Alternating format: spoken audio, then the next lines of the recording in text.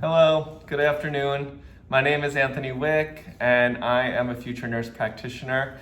And today I'm going to be performing an head, ears, eyes, nose, and throat examination for Lehman's health assessment class. So, today the presenting patient is Mr. Perez, who is a healthy 32-year-old Hispanic male, who is presented to the office with no chief complaints or concerns, including pain. Instead, he's arrived for his annual checkup, and he's already expressed that there have been no notable changes in his health condition over the past year.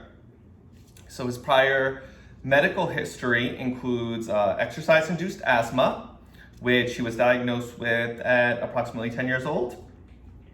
And his surgical history is negative for any concerns. Mr. Perez's chart notes that his mother suffered from a stroke approximately 2 years ago, and she's also positive for hypertension, which induced the stroke. So this is something that we'd want to keep an eye out on with regards to monitoring, prevention, and teaching when we're working with Mr. Perez today in the office. Now, in regards to his social history, Mr. Perez works at a hotel in the New York City area, and he lives with his partner of 6 years in Manhattan. He's denied any smoking or tobacco use.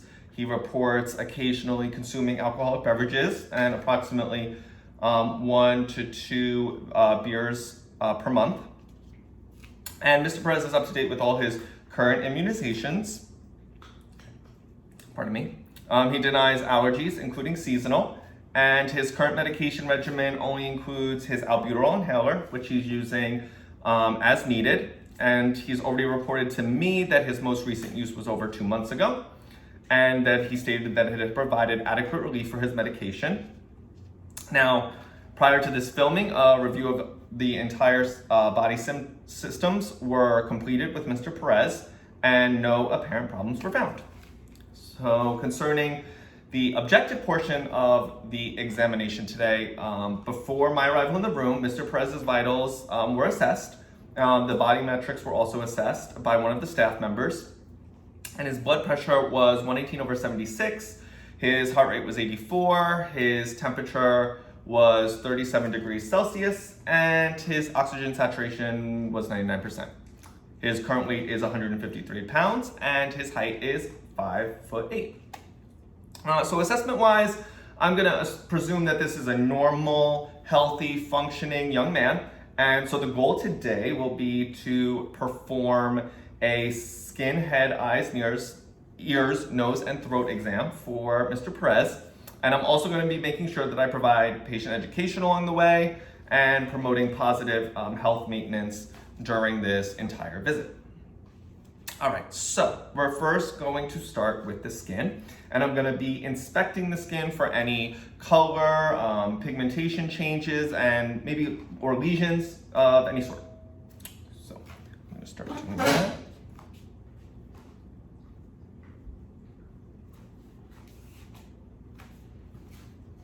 Make sure to look at the back, posterior surface of Mr. Perez. Look at the arms.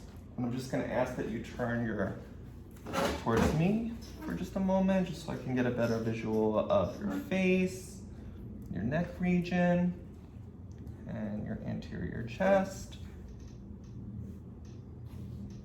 Excellent, thank you. Okay, so from my inspection, I noticed that Mr. Perez has light brown tan skin. Now, I'm not noticing any cuts, abrasions, or abnormal pigments, lesions, or moles that I should be concerned about.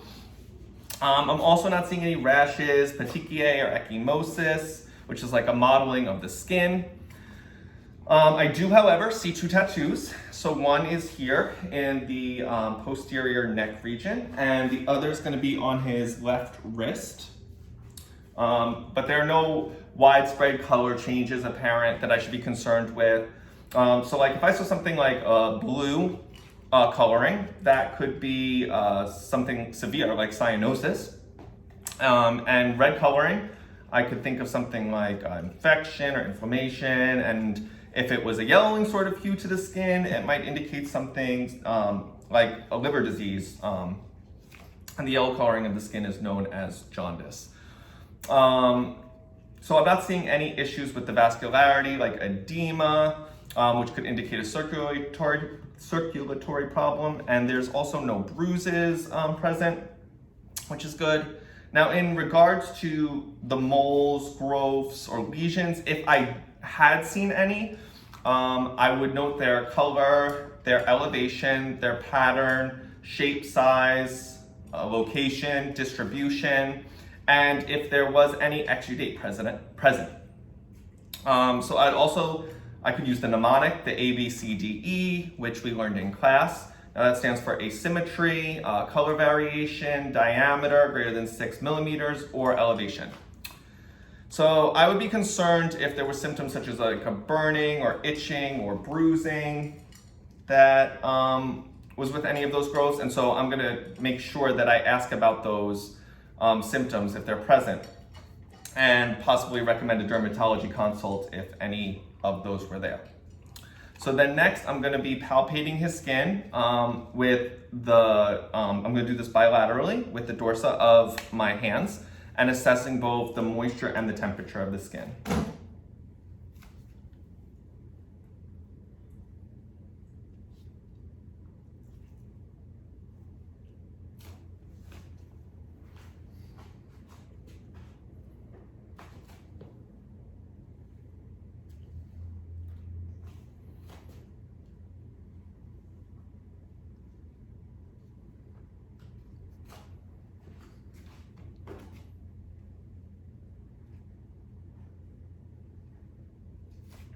All right.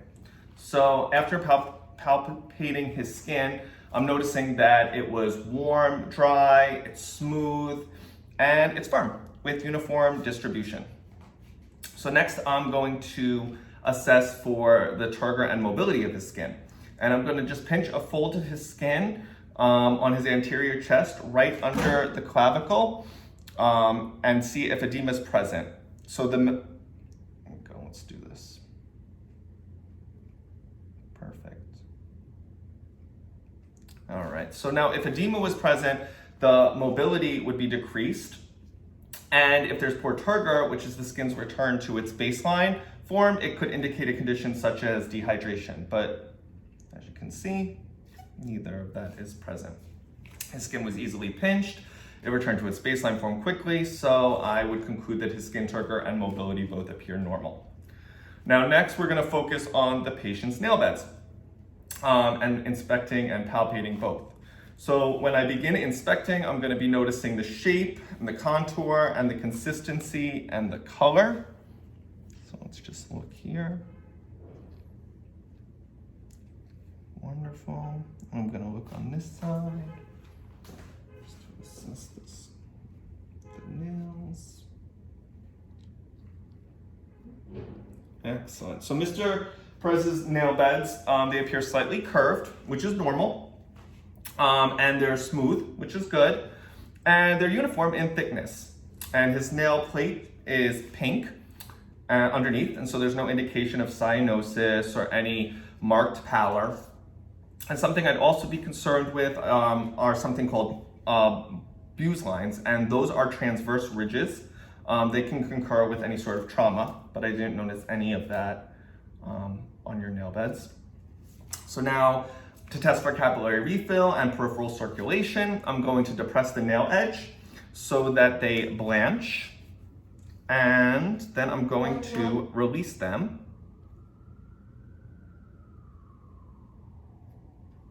Now the color return, I should notice, is going to be near instant, and it is, which is wonderful. So if it wasn't, then I might consider possible cardiovascular or respiratory dysfunction. And what you're looking for in that is a return to its baseline form in less than 3 seconds, and yours was almost instantaneous, which is good. So now in the next portion of the exam, we're gonna focus on the patient's head and scalp. So with the head and hair, I want to begin with inspection. And when I'm just looking at the head, I'm noticing the size and the shape of the head, and then also I'm looking at the color, texture, and the distribution of his hair. I'm also looking for any scaling or notable lesions present. In regards to his face, I just want you to turn from me. Perfect. I just want to make sure everything is aligned and symmetrical. Perfect. Thank you. So now Mr. Perez's head appears normocephalic, which means that it's round, it is symmetrical, and it's proportional to his body. Now the top of his head, which encompasses his hair, appears black, and there's no balding spots or loss, and his hair appears supple. It's pretty thick, and it's evenly distributed. And then on his face, which I noticed there are no lesions, there's no scars, masses, or signs of hirsutism,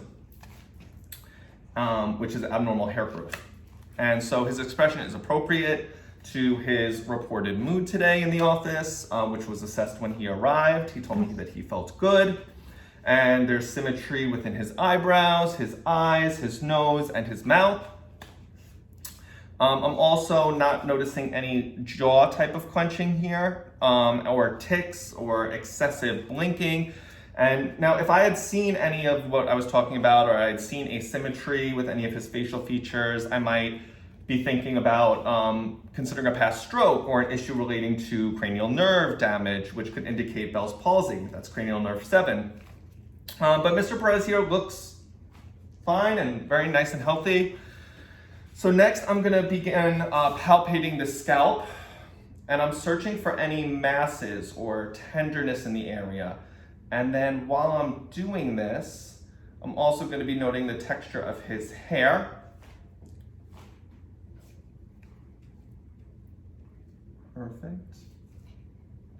And I'm also gonna be, sorry, can you just turn for me here? Palpating his temporal arteries. Feeling for a nice pulse there. Wonderful. And your temporomandibular area, palpating. Perfect. Can you open your mouth for me? Excellent. And close. Any pain? No. Wonderful. So there I was just assessing for any abnormal tenderness or firmness. I was also noting if there was any smooth movement with no limitations. But in regards to your head, Mr. Perez, I notice that there's no lumps, there's no depressions, there's no abnormal protrusions present, which is wonderful. You're also in your hair showing no signs of infestations or seborrhea, and your texture is feeling nice and thick. It's appropriate, and your temporal arteries were both non-nodular. They were equally bounding, and they were present on both sides. So that's good. Now, Mr. Perez, when I asked him to open his mouth, he had presented with smooth jaw movement, and there was no tenderness or crepitation that I noticed, which might indicate temporal mandibular disorder, possibly. And next, I'm going to begin assessing the neck. So to begin this whole process, again, I start with my inspection, and I'm noting that there's symmetry on both sides, and checking for any scars or masses. Again, I'm not noticing any of that. And I'm also, while I'm doing this, inspecting the trachea and noticing if there's any sort of deviation from the midline, but there's not. Now that if there was a deviation either to the right or the left, it could be a clinical sign of unequal intrathoracic pressure. That sometimes appears in something like a pneumothorax, where air will actually push the trachea to the unaffected side, but yours is midline. And I'm gonna offer Mr. Perez a glass of water. I'm gonna have him take a sip and make sure that the thyroid tissue moves up when he's swallowing. Perfect, so you can see the rise there. Excellent, thank you. So now with this whole inspection, then we can see Mr. Perez's neck appears symmetrical with his trachea midline, and he's exhibiting appropriate movement, which are all adequate, normal, perfect findings. Now, after inspection, I'm going to want to palpate this patient's thyroid and his lymph nodes, his cervical spine, and the muscles. So starting with the lymph nodes, I'm gonna, if you can actually turn towards me, perfect. I'm gonna be sure to make circular motions with my 2 to 3 fingers pads, and I'm beginning with the preauricular lymph nodes, which are right here in front of the ear. And I'm moving to the post-auricular lymph nodes behind the ear. Then the tonsillar area, and the submandibular, and the submental, right below here, the chin. Then I'm doing the anterior cervical, the posterior cervical, which is behind the sternomastoid muscle, and the deep cervical, which actually requires you to turn your head to the right, and it's pushing here, and now to the left. Any pain, tenderness? No. Perfect. And I can actually also palpate the supraclavicular lymph nodes right here. That's above the clavicle. Any tenderness or pain? No. The infraclavicular lymph nodes. No. Perfect. And then behind here, behind the head, I'm gonna do the occipital lymph nodes. And again, by doing all of this with the patient's lymph nodes, the palpation, I'm just noting that they're all mobile, they're non-tender, so there's no evidence of lymphadenopathy, and that could indicate infections, allergies, neoplasms. Now, next I'm gonna go behind Mr. Perez, and I'm gonna just palpate his cervical spine. All right, and I'm gonna start with the C2 here, or the Spinnius process, and then I'm gonna go to C3, C4, C5, and 6 and 7 are a little difficult to feel, but again, I'm not noticing any swelling or any tenderness, and the patient's not reporting any pain, which is good. So then moving to the thyroid, Mr. Perez, can you sit up just very straight for me? Perfect, and then I'm gonna get this water ready. If you can actually bend your head slightly forward and to the right for me. That's gonna loosen up those neck muscles and allow me to palpate better.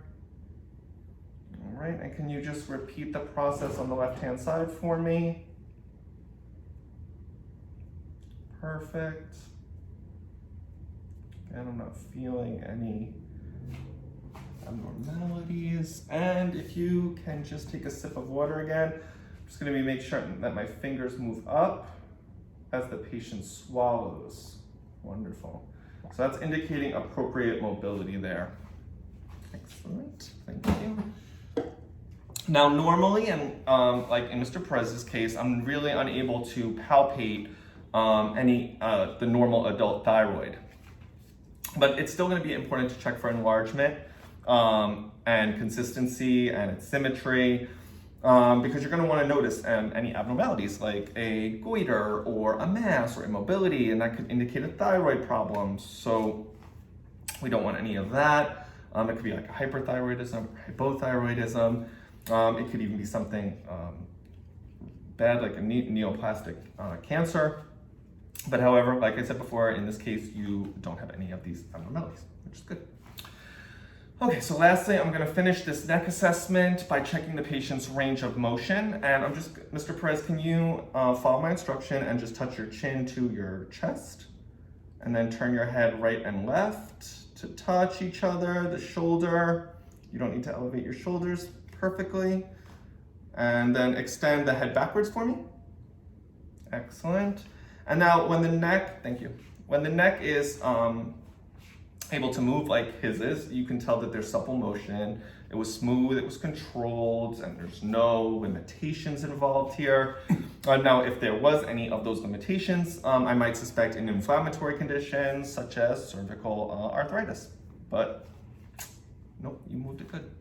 So for the purpose of this demonstration, we're gonna move on to the eyes now actually, and we're going to pretend that you already utilized the Snellen chart, and that's gonna test for visual acuity, and we're gonna say that you have a 20/20 vision, you don't wear any glasses or contacts, or perfect. And with a 20/20 vision, that would mean that you see the same line of letters at 20 feet that a person with normal vision also sees at 20 feet. So that's good. So now to start inspecting the eyes, I'm gonna ask actually, can you turn this way for me? I'm so sorry. If you can smile and frown for me. Perfect. So now I'm just noting that the eyebrows look excited. Excellent. They move symmetrically with the facial expression. Again, any unequal movements could potentially indicate a cranial nerve damage. Don't see any of that here. And next I'm gonna ask you I'm gonna inspect your eyelids. So I'm just gonna have you close your eyelids and open them. Perfect. So the eyelids actually overlap the superior part of the iris, and they approximate completely when closed. These are good findings. And also I'm again inspecting, I'm looking at the skin, and I'm seeing that there's no redness, there's no swelling, there's no discoloration or discharge, no lesions. The eyeball itself looks nice. Just open up for me, perfect. It's moist, it's glossy. There's numerous small blood vessels noted. And the blood vessels are showing through the conjunctiva, which is good. And that's entirely normal. So next I'm gonna ask Mr. Perez to just look up, and I'm gonna pull down on his lower eyelids here. Excellent. Nice whiteness there, and pink right over the lower eyelids, and white over the sclera, like I said. No swelling, no lesions notable. So then to examine the cornea, I'm gonna perform the corneal light reflex test. That's where I shine the light from the side across the cornea. And I'm just checking for smoothness.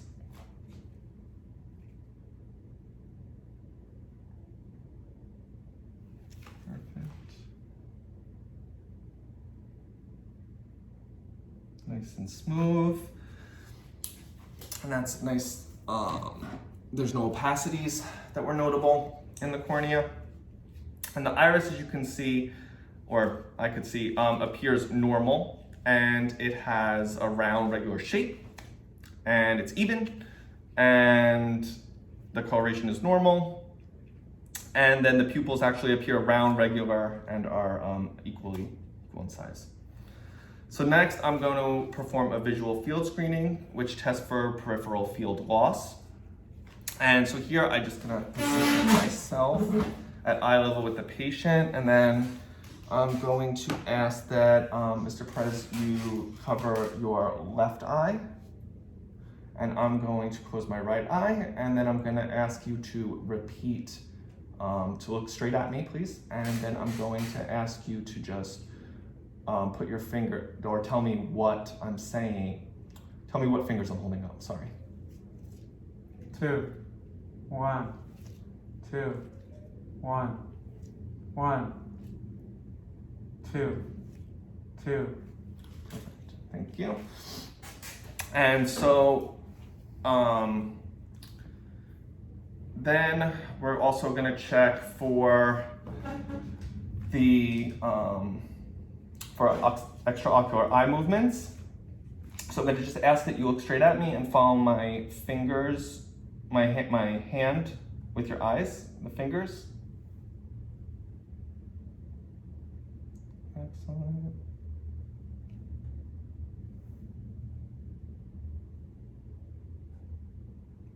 Perfect.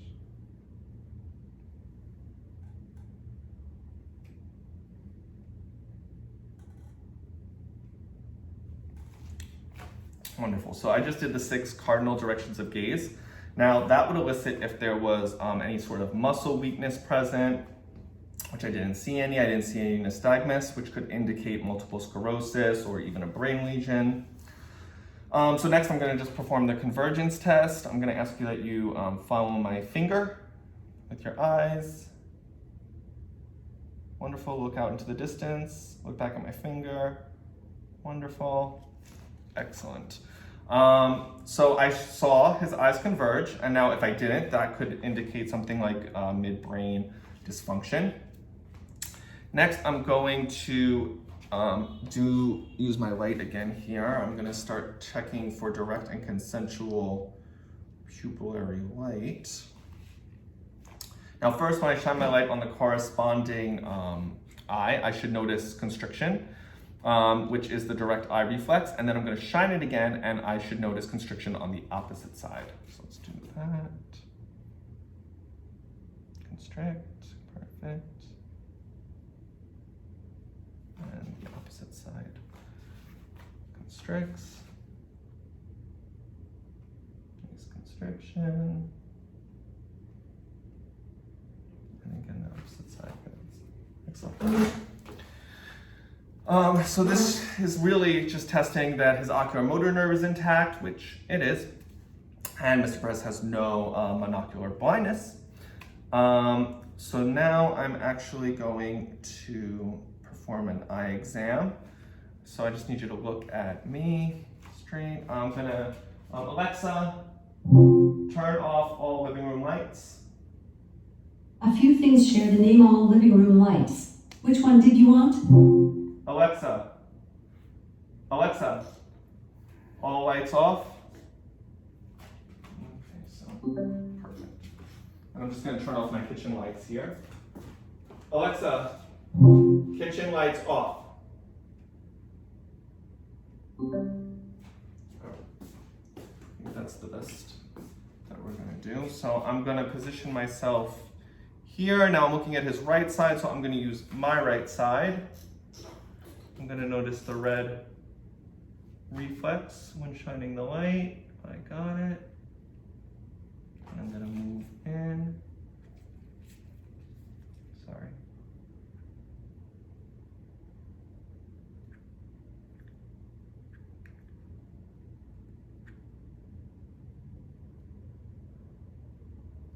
Perfect. Sorry, like a few times. You okay? Hmm? Excellent. Now, for his left eye, I'm going to use my left eye. I'm just going to get the red reflex. Excellent.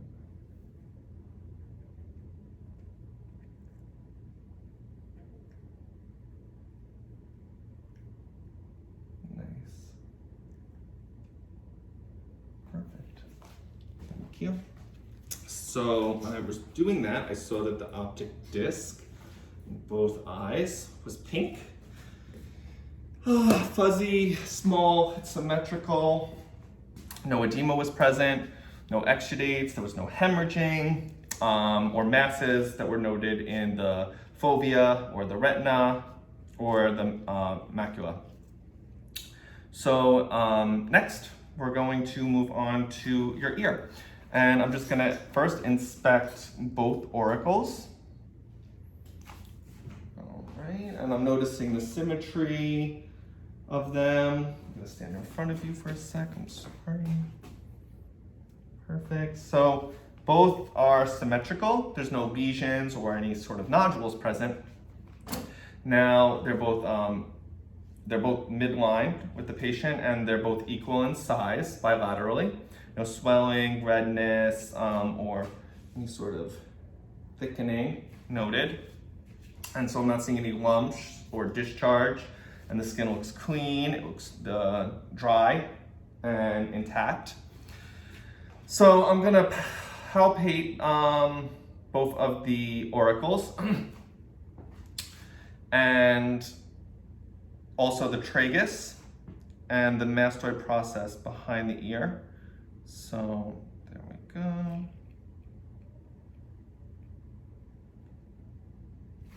Excellent. Feels nice and firm. It moves. There's no pain. Let me just go behind here. Just do the mastoid process. All right, so the pinna, the tragus, they both feel firm.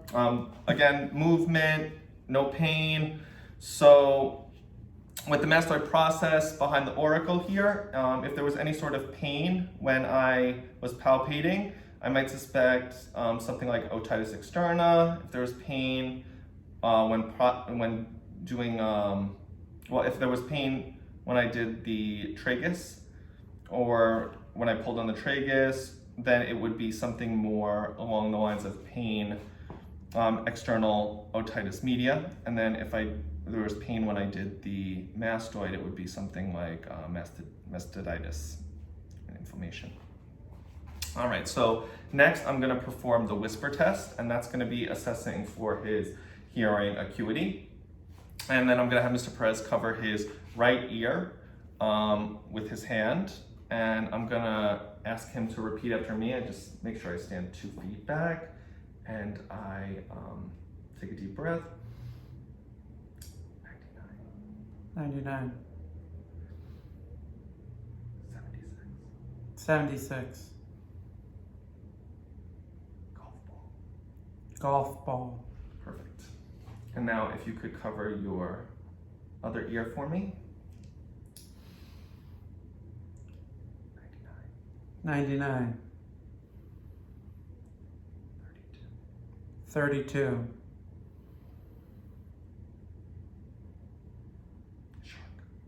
Shark. Perfect.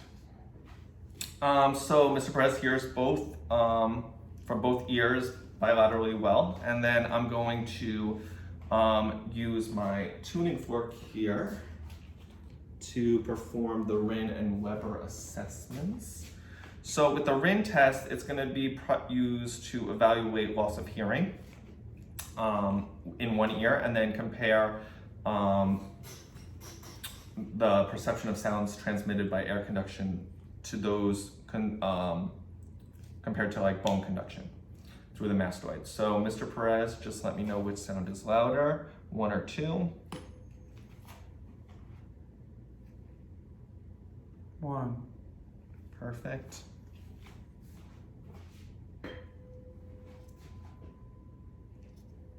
1, this is 2. 1. Excellent.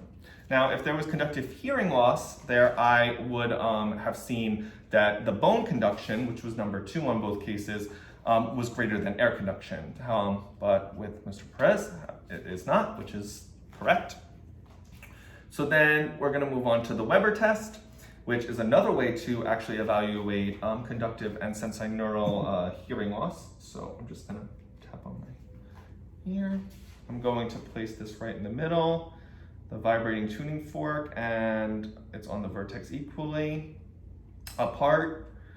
So do you hear both sounds in both ears? Sounds the same. Perfect.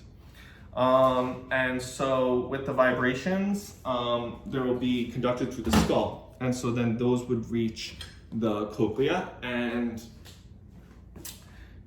so then next, I'm going to use my otoscope.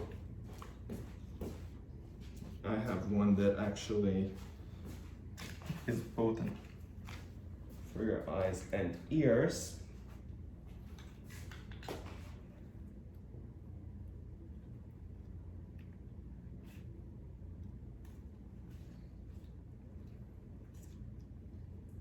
Perfect. And I'm going to look inside your ears, and I'm just going to be assessing the canals and the tympanic membrane. And so for an adult, I'm going to want to make sure that I pull that pinna back and up when I'm inspecting.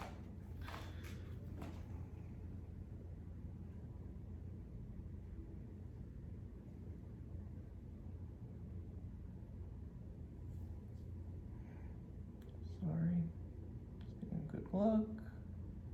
Excellent. I see some cerumen, which is completely normal.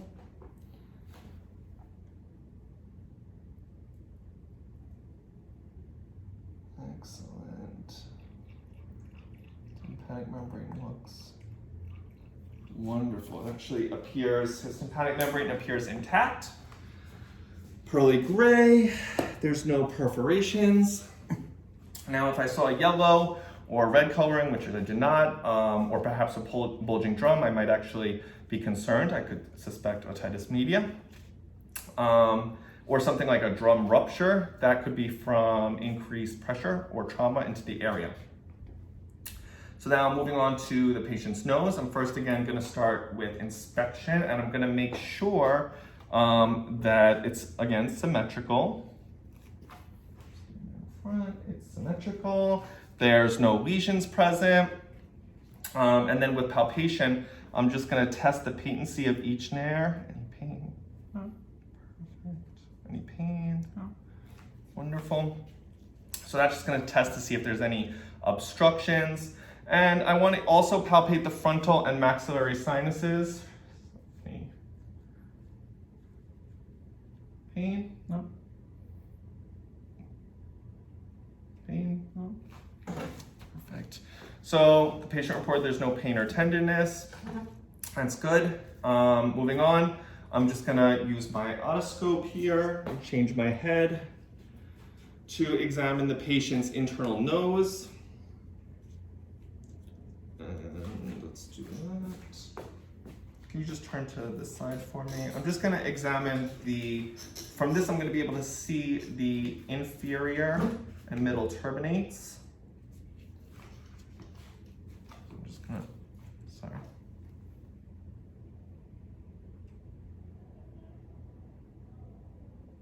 Very nice, thank you. I'm gonna come on this side.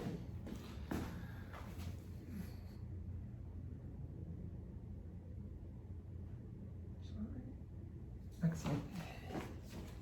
And so I saw both the middle and inferior terminates there, and I was also assessing the mucosa while I was doing this to find out if there was any bleeding or discharge, none of which I noted.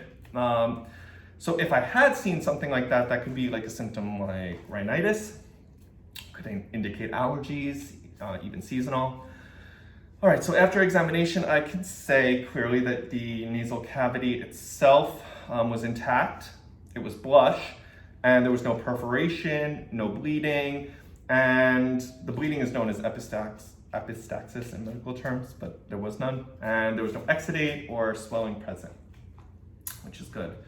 So then, finally, we're gonna just move on to the lips and mouth, and I'm gonna begin inspecting the lips for color, moisture, nice and symmetrical, pink, wonderful. There's no cracking. So if I had seen lesions, sorry, I'm just going to take this off here. Lesions might be something like the herpes simplex virus. There was nothing present. Usually that forms under the cracks and underneath the lips here. Next, I'm going to just ask you to turn towards me. I'm gonna inspect his teeth. So if you could smile for me. Perfect. Can you open your mouth up for me? I'm just gonna shine a light there in your mouth. And I'm gonna lift up the teeth, noticing the gums. Excellent, sorry. Gums look good. And in the back, open up mouth wide, thank you. Excellent. So his teeth appear white, straight, they're evenly spaced, and they're clean, free of debris, and there's no decay noted. Your gums look pink, which is good, and the margins are tight, they're well defined. There's no swelling or discoloration or any type of bleeding that I noted. So if I had seen bleeding, you might have heard of gingivitis, so I would be concerned about that. Or if there's something like dark lines above the gums, they're actually, it might be lead poisoning. So, but none of that was present.